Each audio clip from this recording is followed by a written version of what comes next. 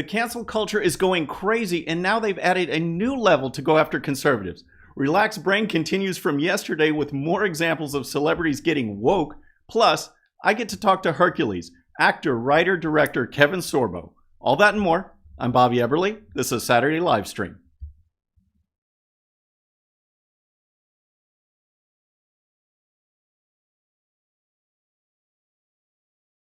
All right, folks, thanks so much for tuning in. I really appreciate it. We've got some great stuff already. We've got Super Chat going crazy. Thanks so much for the donations. I really appreciate it. We're going to start with the cancel culture because it is going nuts, folks. We see it over and over again. They want to wipe out everything. They want to wipe out history. They want to change the way Americans think because the left wants control. It's all about control.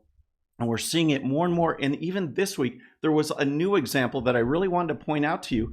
And it just builds on what we've been talking about. A perfect example of this cancel culture happened last week when I covered Oklahoma State coach Mike Gundy. He went fishing. That's all he did. He went fishing with some folks, came back. He didn't even post about it. The fishing guide posted about it. He put up this tweet and he said, "Afternoon was a success." Seems innocent enough, right? Well, then this guy, Kyle Boone, a reporter for CBS News, saw that picture, and you know just right away that he's the one that's going to make a big deal about it, because then he retweeted that picture and he added this to it. Mike Gundy went fishing on Lake Texoma donning an OAN t-shirt.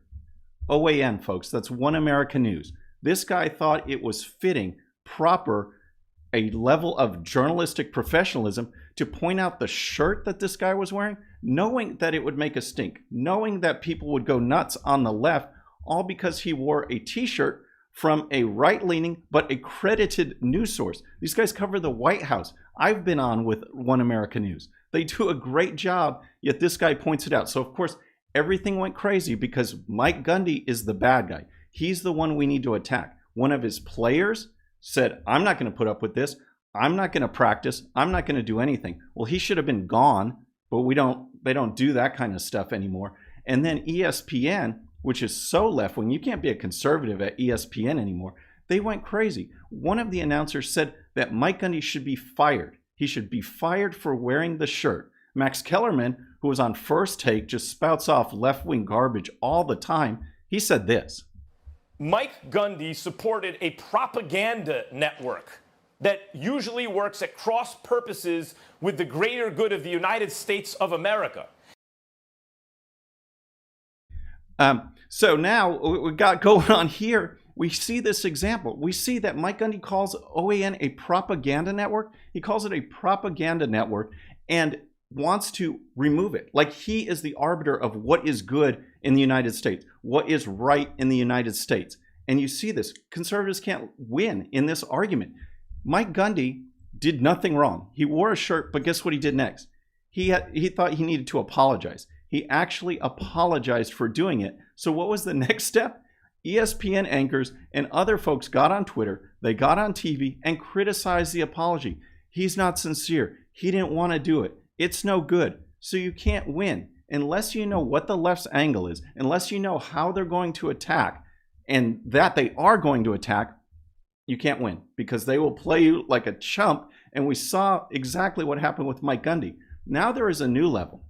We see this cancel culture. We see that the left is being hypocrites about it because we see Jimmy Fallon and Jimmy Kimmel doing the same thing. They're in blackface. They're using the N-word. They do these half-hearted apologies, but when the right goes after them, then the right is pointed out for the attack. Here's a report that is just absolutely bizarre from Newsweek this week on the latest level of the cancel culture. Check this out.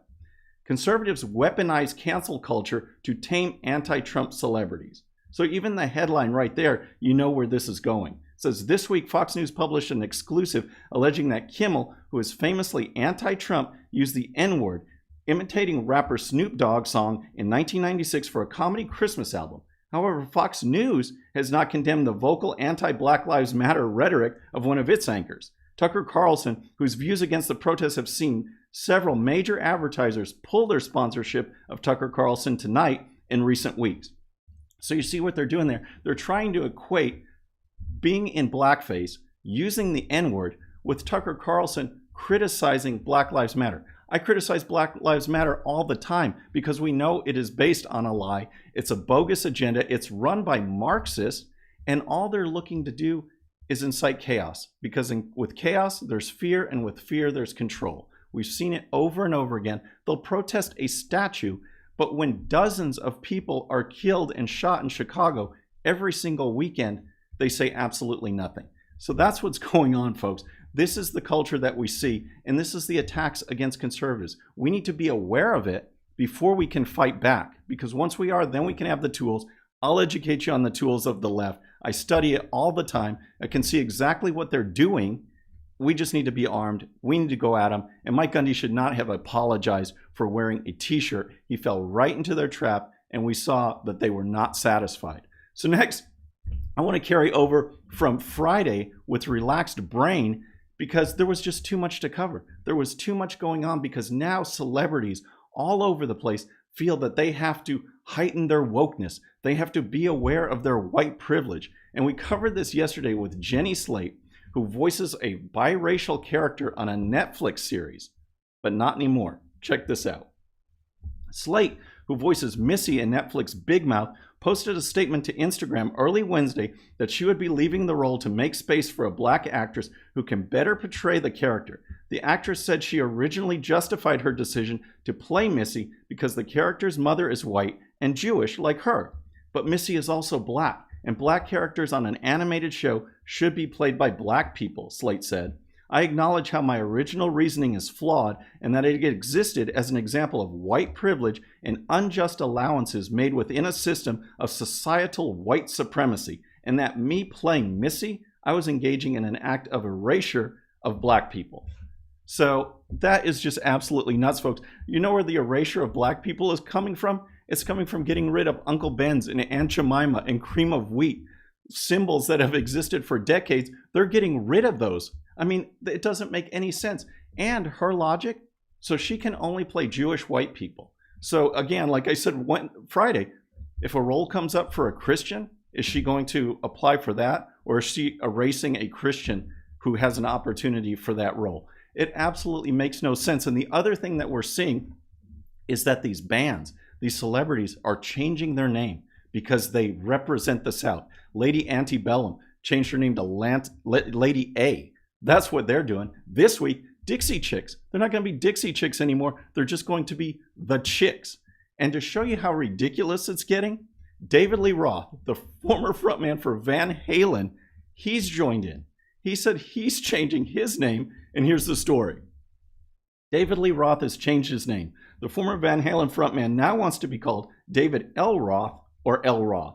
The change was inspired by the current movement in the music industry to disown words having to do with the slavery that existed in the South, which comes in response to the Black Lives Matter protest that rose up after the death of George Floyd. So, on social media, Roth posted that, yep, he's changing. He's taking his example from Lady Antebellum and changing his name. This dude's middle name is the most common surname in the entire world. In the entire world. But I guess since it represents Robert E. Lee, he wants to change it. It's so bizarre. It makes no sense. It's the most common name in the world. But you got to elevate your wokeness. You got to be cool. You got to be on, or else you're going to be a target. That's David Lee Roth, folks. All right. So next, we want to talk to our special guest. He is absolutely awesome. But first, if you love the show, if you're new to the show, please subscribe, folks. I really, really appreciate it. And when you do, please hit that bell so you'll be notified. We're making our push for 100,000 subscribers by Election Day. 100K by Election Day, and we can do it with your help. So next, I want to bring on Kevin Sorbo because this guy is awesome. He is an actor. He's a writer. He is a director. He's got some things coming up. We're going to talk about it all. Kevin, thanks so much for being with us. My pleasure. It's good to be here. Well, man, I follow your career, read your book, True Strength, and it's just awesome. And I want to get, with these discussions, I want to give people a kind of a feel for your early life, getting things going. I mean, you were an athlete in high school, but obviously you saw the true path. You saw that was not going to be the path. So how did the whole acting career develop? Well, I don't know if being an athlete wasn't going to be the path. I mean, I was a good athlete, but I wasn't good enough to make it in the pros. So Right. I was at least realistic with that. But I got hooked on the acting bug quite early, and I kind of just stuck with it. I mean, I'd gone played football and basketball, and all through high school, and played basketball in college, and just loved sports. But I mean, acting was just always sort of there in the passion. I had a double major in marketing, advertising. I had a minor in drama because I knew the road I really wanted to go on. So grew up in a little town outside, which is in the news for obviously bad things, but I was on the west shore of Lake Minnetonka, in a beautiful little town called Mound, Minnesota, and we were the home to Tonka Toys. And, little town of 7,000 people that really supported the community in so many good ways that you don't see in today's world. I mean, 5,000 of the 7,000 people show up at our high school football games, for crying out loud. So we just had a really good support team, not only with the parents, but with the teachers and just everybody. It was a very supportive and very lucky place for me to grow up in. And then, just kind of bounced around the world for a while there. I went to Dallas and joined a theater group. I went to Europe. I was going to spend 3 months. Ended up spending 3.5 years of my life there. Finally moved to LA to pursue the acting. Booked a commercial the very first week I was in town. Brought me to Australia. I stayed 8 months in Australia. And my agent flipped out in LA. And I finally got back to LA. And now I'm 27 years old after spending 5 years kind of cruising around. And really hit it hard. And obviously got a break with Hercules. That was my big break. Well, yeah, and the one thing I wanted to ask you, if you could expand on it, because you mentioned it in the book. One of my Sure. favorite shows, no offense, but one of my favorite shows was Superman, was Lois and Clark. You could have been Superman. I mean, that would have been so awesome. So how did that go down, or unfortunately not go down? Well, I got down to the last two guys. It was Dean Cain and myself. We did our screen test with Terry Hatcher. That night, my agent calls, my manager calls, you got the role, you're going to be Superman. 24 hours later, they called back and they said, you're not going to believe this, but they decided to go with Dean Cain now. So the highs and the highs and the lowest of lows. Welcome to acting. Dean is a great guy, good friend of mine. He made a better Superman anyway. 3 months later, I got Hercules, and I love to kid Dean about this because his show went 3 years and got canceled. Mine went 7 and became the most watched TV show in the world. So I'm happy the way it turned out. Well, right. Well, that's awesome. That's something you can text him every now and then if he tries to get all big and bad. Now, So, we're actually going to be working on a movie together next year, so I'm looking forward to that. oh man, that's great. All right. So in Hercules, all right. So things are going great. Like you said, you had this incredible run, but during that time, that's when the arm started to hurt and you started to get these signals that something was wrong. Describe that. What was going on, not just physically, but in your head? It was the end of season 5 on Hercules. I lived all 7 years in New Zealand. That's where we shot the series. Beautiful place. Please go sometime. And just having problems with the left arm. But I mean, I was doing most of my own stunts because my ego said that I could. And I enjoyed doing it. I was working out, 2 hours a day on top of 14 hours a day shooting the series. I wrapped season 5. I came back to America to do publicity in my first big budget movie. It's called Cull the Conqueror. And it just got to a point that I had to figure out what was going on in my arm. I went to see my doctor, found a lump way up here on my left shoulder. And before they could do anything, I went to see my chiropractor. Now, in 7 years, my chiropractor's never cracked my neck. And I heard a voice inside my head, so don't let him crack your neck. And I thought, that's weird. He doesn't crack my neck. Well, he cracked my neck. That lump ended up being an aneurysm that had been spitting out blood clots for months into my arm, cutting off the circulation into my hand. And that crack forced 3 clots into my brain. I suffered 3 strokes. So, I went from being a guy, I was in my 30s in better shape than most guys in their 20s, to a guy that couldn't even stand up and walk anymore. And took me 3 years to fully recover. It took me 4 months to learn how to walk and balance again. So it wasn't a lot of fun. And you're right, I did end up writing a book. It's called True Strength. I hope people check it out. It's my journey from Hercules to mere mortal and how nearly dying saved my life. 2 doctors, one at Cedars-Sinai, one at University of Southern California at the in the neurological divisions they wrote papers on me, how the amazing recovery that I was able to have. So the book has been a godsend. I didn't want to write it because the male ego said, don't let people see how weak you become because you're a man, for crying out loud. But it's been a godsend. I do a lot of speaking events, and people have of all walks that come up to me and say, your book has motivated me. I'm a cancer survivor. I'm a car crash, a heart attack, whatever it may be. Your book has made me stop feeling sorry for myself and work really hard to basically find your own true strength. And the title came, True Strength, basically from all the stunt guys making me look like a stud on Hercules, and faking that true strength. Here, we're all going to hit that roadblock. How are you going to react to that roadblock when you hit it? And I'm hoping my book can help with that. And they go to kevinsorbo.net and want an autographed copy, kevinsorbo.net, or order it online through Amazon. All right. So when this was hitting, though, I think you just mentioned that was season 5 out of 7, Yeah. right? Okay. So obviously you're not you. You're not as strong No. as you were, and so how did that affect the production? I mean, these guys clearly helped you, clearly wanted you to succeed. How did that go? Well, I was grateful Universal Studios kept the series going. I mean, by our 3rd year, we had passed Baywatch as the most watched TV show in the world. We're in 176 countries.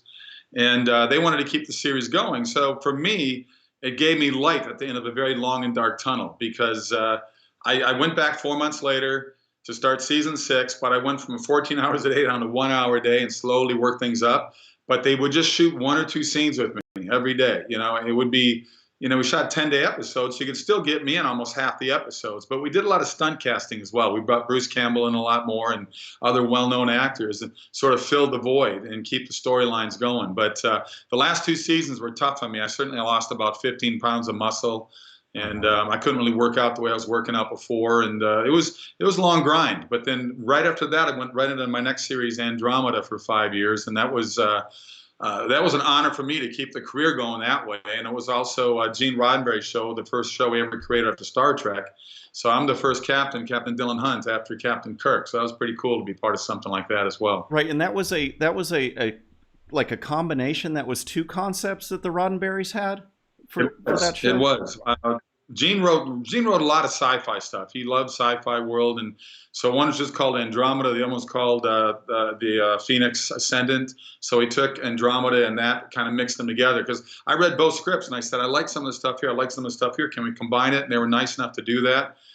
We were the #1 show in first-run syndication, but Tribune Company out of Chicago that owned us went into bankruptcy. They freeze all their assets. We were basically the only thing making them money. So the fans of that show and the crew and cast, we loved working together up there in Vancouver, Canada.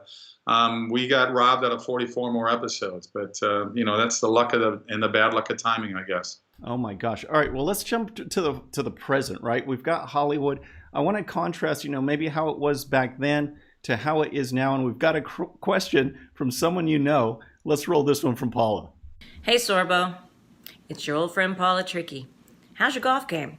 Miss you on the links. My question to you is, a lot of us have moved from California and have started our own production companies and are very outspoken about our conservative ideas. And I am thinking about starting a movement called AXIT, Actors Leaving the Democratic Party. Are you in? You want to support me on this? You want to help me with this? That and get Bobby Eberle 100K subscribers by Election Day. 100K by Election Day. Oh wow, that was pretty cool. That was a neat part to add at the end. But Kevin, she makes a good point. You've got Brexit and you've got Blexit. I talked to Brandon Tatum the other day, one of the co-founders of that movement, trying to get Black youth, Black Americans out of the Democrat Party. And now we see what's going on in Hollywood with you and others. That and we get reports of other folks too that will admit that they're conservative, but they're afraid to speak out. How was that always like that, or has that evolved? What's your take on that from your career? I think it's always been like that. It's just accelerated over the last dozen years. It's gotten crazy. It's gotten insane. I never hid the fact that I was conservative, but I never felt that anger and hate. I mean, if somebody on the set would say something, I would maybe ask a question, and then we go back and forth, have a discussion. But it's just gotten so bad. Where now it's just become a hate thing more than anything else. And, a lot of that is media driven. The majority of the media are liberals. They're socialists. They're Marxists. They're communists. Why? I don't know.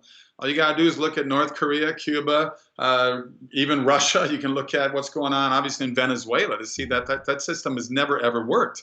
I mean, Russia at its peak when it was the Socialist Republic of the Russian Soviet Republic. It was, Stalin killed anywhere between 20 to 40 million of his own people. So they don't even have the number on that. His quote was, "If someone dies, it's a tragedy, but if millions of people die, it's a statistic." I mean, that's unbelievable. Right. So Right. it's weird what's going on, and the attacks that I have had on me. It has certainly hurt my career. If it wasn't for independent movies, I wouldn't have a carear right now. Thank God for indies. I do about 3-4 independent movies a year. I got 3 movies in the can. I got 3 documentaries in the can. We're just waiting for movie theaters to open up. I'm about to start a new TV series in July, 2 months, and I'll be shooting an action comedy movie with Michael Madsen and Dolph Lundgren up in Canada in September. So, knock on wood, I guess things are still rocking and rolling, but it's certainly, it wouldn't be going if it wasn't for the independent world. And it's sad to me, it's, why can't we have differing opinions? I mean, Hollywood is the biggest voice on freedom of speech and tolerance, and yet it's all a one-way street. There's no tolerance there. And my agent, my manager, both called me up years ago and said, "We can't rep you anymore because you're being a conservative." And I said, "Really?" Said, "Yeah, we can't get you in any doors. We can't, nobody wants to audition you." I'm going, that's just sad to me. If someone's is a different political point of view, let's have a discussion about it. I really, that's what makes America great. But now we're taking that all away from everybody, especially from people that are on the right side of the fence. Right, absolutely. First, let me say that you working with Ivan Drago, I think would be very cool. I'm just throwing that in there. But this network that you guys are doing with the independent films, how do you see that going? Is it growing? Is it getting more steam? I mean, it's one thing, like you kind of implied that, oh my gosh, you wouldn't have a career without this, but this is a legitimate form of entertainment, of informing people. Yeah. How do you see that growing and taking its place compared to Hollywood?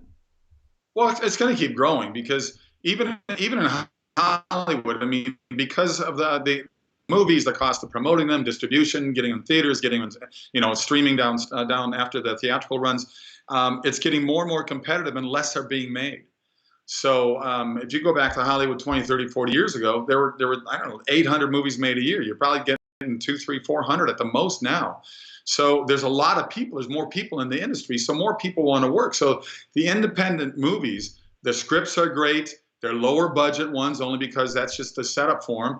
But you get just as good a camera equipment. You get just as good of DPs and people behind the camera and everybody else. So I don't think it's going to be hurt at all. I used to get stopped I travel a lot through hotel lobbies, through airports, restaurants. People stop me. It used to be because of Hercules or Andromeda. Most of the time now, 80% of the time now, people stop me because, hey, please make more movies like Let There Be Light, Soul Surfer, What If, God's Not Dead. People want movies that are positive, a positive message. I call them actors' movies because they're the reason I want to be an actor is do movies that make people laugh, make them cry, make them think, make them relate to the characters they're seeing. So for me, I love what I'm doing right now. It's sad to me what's happened with my relationship with Hollywood. Hollywood owes me nothing. I don't sit there and say, wow, I'm not crying for myself or whining here at all. I had a great run on 2 wonderful series. How many actors get 1 series with a lead in it, let alone 2? So I had a 12-year run with that, and the commercial world was very great to me beforehand. So I'm staying busy. I've shot over 60 movies. There's probably about 15 I wish I didn't do, but I didn't know they were going to suck when I did them. But it's what happens sometimes. Right. You always think they're going to be good, but okay. So let's move to the politics side. You talked about these other countries, and I talked to someone from Venezuela. I used to work out, and they foreshadowed. They just said, "Hey, what was going on in our country? You see how bad it is now." This is how it started, where they're tearing down monuments, they're tearing down statues. You can't talk about certain things. Now they're labeling movies. They want to label some movies, Gone with the Wind and other ones. I did a top 10 list out of Variety magazine the other day saying that Forrest Gump's now problematic, Dirty Harry's problematic, and of course this pulling down these statues. And we've got a question I want to run from Jeff Barry on that note. Hey Hercules, this is Jeff Barry from Flint, Michigan. Recently, Sean King said that we should get rid of Jesus, basically to further divide the nation. Also, a Black Lives Matter leader went on Fox News and stated that Jesus wasn't white because of where he was born. What are your thoughts? All right, yeah, so Kevin, what do you think about that with all this tearing down the statues, and now they're even attacking religious figures and want to tear those down? I mean, where do you think what's the end game there, and what do you think about that? Well, you're seeing right now what's going on in terms of the country trying to be turned into a communist country, a communist rule. It's crazy. It's sad to me that our government, look, we have so many wimpy leaders, they're so-called leaders on both sides of the political aisle. I am a proponent of term limits so bad. You know, you get 8 years max, that's it, you're done, you're out of there. Our forefathers didn't set up Congress and the House, and they didn't set up any of that for people to be, they're all lawyers now. At the time, they said, we want farmers and housewives and doctors and teachers. That's who they wanted in office. You go spend maybe 6 months in D.C., then get back and see what's going on within the community and what your rules and laws are doing to people. They don't do that anymore. These are people that do it as a full-time job. They become multimillionaires. That's why they had Trump. Trump came in as a billionaire. He doesn't need the money. He wants to fix the country. And look, he's done an amazing work, and people don't give him credit. I'm one of the first guys to say, when I look at that election 4 years ago, and I'm going, 330 million people in the country, and Trump and Hillary Clinton are the best we can do? Are you kidding me? But, you know, Trump proved to be the better choice, obviously. But Right. it's crazy what's going on out there right now. Send the statues to me. I'm more than happy to make a nice little museum in my backyard. But to erase our history makes no sense. Like, America is the only place in the world that has bad history. Really? This is pure communism. This is a way and go after religious things. Yeah, Jesus was Jewish. So, okay, so make the color of the Jewish people that they want to make Jesus, that they're all upset that they've done a white representation of him. But it's just sad to see the voices out there. You made a comment earlier, and I wish Black Lives Matter would answer the question. Sincerely, I do. And I'm not trying to be a smartass here. There was in Chicago alone 3 years ago over 4,100 shootings. 4,100 shootings. That's what, 10, 11, 12 a day, every day. 365 days out of the year. How many involved the police officers? Less than 1%. Yet that got 100% of the media's attention. Why aren't Black Lives Matter worried about and care about blacks killing blacks? Because I do. Why are we not doing something about that? And why don't they answer that question? I don't understand why they pretend that doesn't exist. It's just sad that we're ripping this country apart and so many people are being quiet about it. And we need a bigger voice out there. Do we want what's going on in America to happen, really? All this stuff that's going on? Because there's more to it than watching that poor man suffer in Minneapolis, because that was pathetic. Everybody's behind that. Only the weirdest, wackiest people would say those cops' actions were justified, because we know they weren't justified. That was unbelievable. But to sit there and use that as a jumping point to do what they're doing now, Right. that's wrong. Martin Luther King is turning over in his grave. Absolutely right. And when you mentioned Chicago, you know, I was actually born there, lived my early childhood there. So I know the areas. And one of the things that always sticks out to me, and this shows how the media is just so bogus and biased in pushing a narrative, is that anytime you have one of these rare encounters with, you know, a black suspect and a white officer, they always label the race. Yet every weekend you can pull up, you know, WLS or any of the news stations in Chicago, and they will list all these shootings. They will list all the shootings, all the victims, all the streets. The thing they don't list is the race, because they know that when you see these neighborhoods, it's mostly black victims. But but that's not interesting to them. That's not any kind of, that's just a stat. They'll throw it away because they know that violence sells in general, but it doesn't push their narrative, so they don't do it. It's absolutely bizarre. And what goes on is Black Lives Matter, the people that are sincere about it, what they need to realize is they are being duped by the left. They're being played for chumps because they don't care about Black Lives Matter. They don't care about the Democrat Party. They see all of these as a vehicle to do this agenda that we end up seeing in North Korea, in Venezuela, and other places. And if we back down, that's what's going to happen. So I want to wrap up a little bit, Kevin. I could go on and on and on. But future plans, we've got a great question here from Lorianne Beelan. We want to run that and see what you say. Hey Kevin, you've successfully carved your niche in faith-based films and found your voice for Christian and conservative values in our culture. How challenging was it for you to get to this level, and what are your goals next for your career and as a person of influence? Yeah, so why don't you give us just a little background there on what's coming and how faith motivated you, and what can we expect from Kevin Sorbo? Well, you know, I've always been a Christian. I'm not a perfect one. I'll tell you that right now. I'm flawed in many, many ways. I'm first to admit that one. 10 years ago, I got called by Dallas Jenkins. Dallas is the son of Jerry Jenkins, who did Left Behind books. Dallas had a great movie. It was called What If? He wanted me to read it. I read it, and I said, I love this. Who's playing the part of Pastor Ben? He goes, oh, I don't know yet. And I said, well, I'm playing it. He goes, I can't afford you, man. This is such a low-budget movie. And I said, I want to do this movie. And we shot it, and it was wonderful. It's a great. I recommend to anybody out there, please watch What If. I think you'll love the movie. It's the same guys that wrote another little movie I did a few years later called God's Not Dead. God's Not Dead was a massive hit. And the same writers came out again with Unplanned, an abortion movie recently.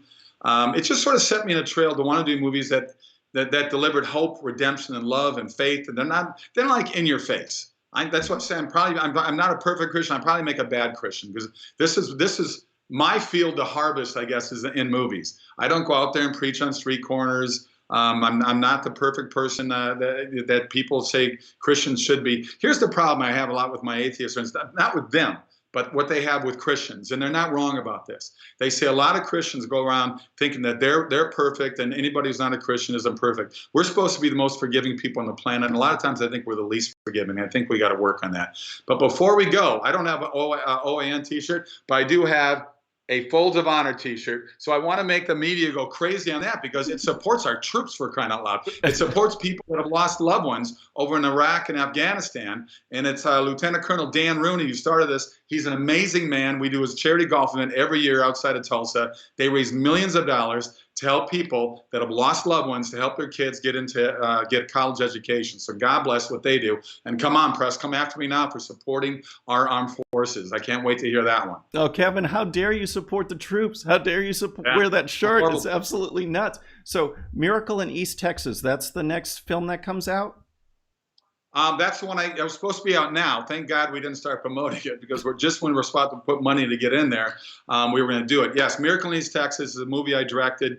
It's a wonderful true story set in 1930. And film festivals, it's won everything from best romantic comedy to judge's favorite, audience favorite. I'm in it. John Ratzenberg is in it.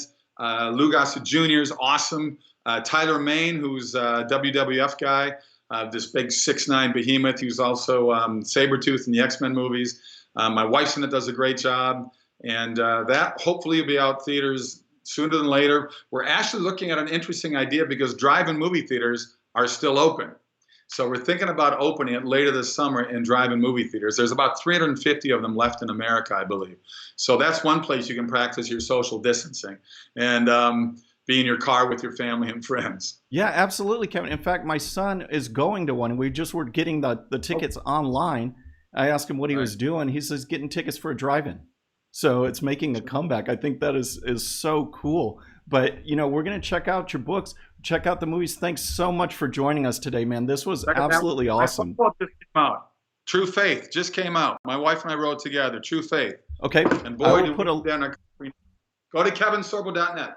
All right, absolutely. I'll put a link to that in the description. Thanks so much for joining us, Kevin. Thanks, guys. God bless.